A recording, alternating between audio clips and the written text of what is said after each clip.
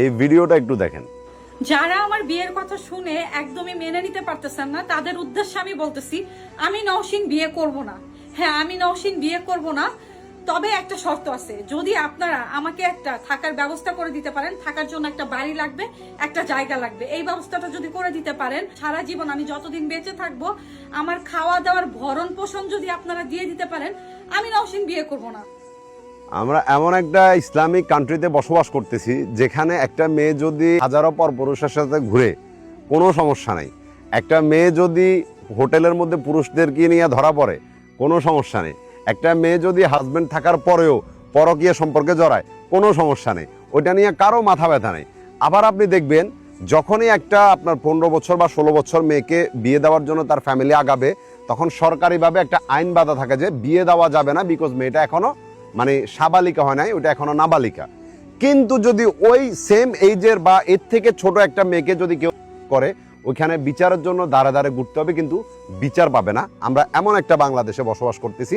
এই যে মেয়েটা দেখতেছেন নওশীন, নওশীনের নিলয়ের সাথে আজ থেকে 4 বছর আগে তারা রিলেশনশিপ করে 4-5 বছর আগে তারা বিয়ে শাদী করছে। যে কোনো একটা দুর্ঘটনার পরে নিলয় এই দুনিয়া ছেড়ে চলে যায়। ওইটা এই ঘটনাটা হয়েছে যে আজকে 4 বছর হয়েছে, কথা চিন্তা করেন, আজকে 4 বছর।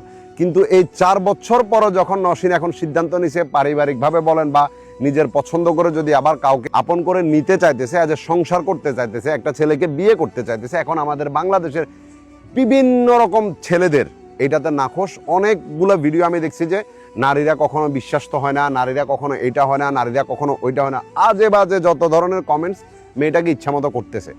এখন কেন করতেছে এটা তারা নিজেও জানে না। মানে তাদের সিদ্ধান্ত হলো যে এটা যে নওশীন কখনো বিয়ে করতে পারবে না। কেন? নীলয় দুনিয়া ছেড়ে চলে গেছে, নীলকে সে অনেক বেশি ভালোবাসে এবং নীলর সে ভালোবাসাটাকে নিয়ে মানে নওশীন সারাটা জীবন কাটাই দিতে হবে, না হলে মেয়েটা বিশ্বস্ত না। কি লজিক তাদের একবার চিন্তা করেন। আমি শুধু এতটুকু কথা বলি, যেই ছেলেগুলো এমন মানে নওশীনকে বলতেছ বা এমন কমেন্টস করতেছ, এমন ব্যাডলি তাকে নিয়ে ভিডিও বানাতেছ, তাদেরকে একটা প্রশ্ন করি, তোমার যদি একটা বোন থাকতো এবং তুমি যদি তাকে বিয়ে দেওয়ার পরে তোমার বোন এখনো পর্যন্ত ওরকম এইজ হয় নাই বা 40-50 বছর বয়স হয় নাই, যদি এরকম 20-25 বছর তোমার বোনেরও বয়স হইতো এবং তার হাজবেন্ড যদি কোনো দুর্ঘটনায় মারা যাইতো, তাহলে কি তোমরা তোমার বোনকে আর বিয়ে দিতে না ঘরের মধ্যে বসায় রাখতা? ঠিকই বিয়ে দিতা। কেন জানো? কারণ আমাদের সিদ্ধান্ত তখন পরিবর্তন হয়ে যায় যখন আমাদের স্বার্থের উপর আসে। যেমন আমরা বসে টিভি দেখতেছি এবং টিভির মধ্যে যখন আমরা দেখি একটা মা বা একটা বাবা তাদের সন্তানের ভালোবাসা মানতেছে না, আমরা কি করব? ওই মাকে বা ওই বাবাকে ইচ্ছা মতো বকাঝকা করবো। কিন্তু ওই মুভিটা শেষ হওয়ার পরে যখন আমরা টিভির পর্দা থেকে রিয়েল জগতে পা রাখবো, তখন আমরা নিজেই কিন্তু ওই ভিলেনের ক্যারেক্টারটা প্লে করতেছি। যদি আমাদের বোন বা যদি আমাদের ভাই বা যদি আমাদের মা বাবা এমনটা তাদের সন্তানের সাথে হয় যে কোনো কাউকে ভালোবাসতেছে, তখন তারাও কিন্তু এটা মানে না, তখন তারা কিন্তু ভিলেন না। তারা লজিক দেখাবে যে তারা ভিলেন না, কিন্তু টিভির পর্দায় ওইটা ভিলেন, রিয়েল লাইফে তারা ভিলেন না। সেম থিং এখন বর্তমান হয়েছে যে নওশীন মেয়েটা বিয়ে করবে বলতেছে রে ভাই, সে কোনো খারাপ কিছু করতেছে না বা কোনো অবৈধ সম্পর্কে লিপ্ত হইতেছে না, সে কোনো অবৈধ পরপুরুষের সাথে গিয়ে আটকা পড়তেছে না, সে বিয়ে করবে বলতেছে। তো ওইখানে তাকে নিয়ে খারাপ বলা বা তাকে ব্যাডলি কমেন্টস করার কোনো কিছু নাই। আমি নওশীনকে একটা কথা বলতে চাই, বোন তুমি যে সিদ্ধান্তটা নিছো, যেটাই নিছো, এটা একদম পারফেক্ট একটা সিদ্ধান্ত। তুমি 4 বছর কাটাইছো ওই জগৎটাতে দুঃখ নিয়া, যেভাবে পারছো নীলর ওই স্মৃতিটাকে মাথার মধ্যে নিয়ে তুমি 4টা বছর কাটাইছো। এমনটা না যে বিয়ের পরে তোমার মাথা থেকে ওই স্মৃতিগুলো চলে যাবে, কখনো যাবে না। কিন্তু বাস্তবিক জীবন একটু কঠিন হয়। ওইখানে তুমি একটা মেয়ে, এটা বুঝতে হবে, তুমি বিয়ে করতে হবে, তুমি একটা পুরুষের সাথে সংসার করতে হবে, না হলে তোমার মা বাবা সারা জীবন তোমার টেক কেয়ার করবে না।